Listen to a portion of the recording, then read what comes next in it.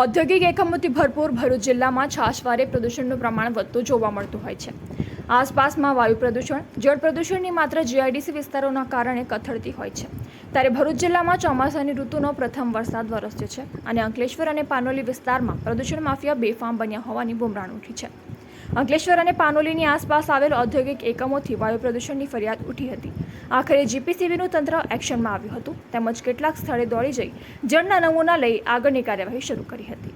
અહીં નોંધનીય છે કે ફરિયાદ વાયુ પ્રદૂષણની કરાઈ હતી અને જીપીસીબીએ પ્રદૂષણયુક્ત પાણીના સેમ્પલ લીધા હતા।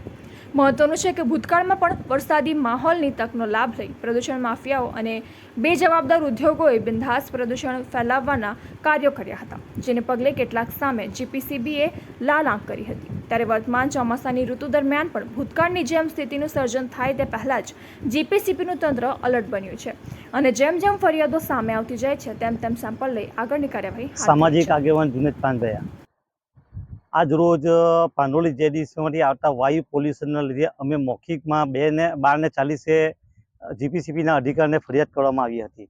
12:40 ફરિયાદ કરવા પછી જાણે ઉદ્યોગપતિને એલર્ટ કરીને આવતા હોય એ રીતના 3:20 જીપીસીબીની મોનિટરિંગ ટીમ આવી હતી।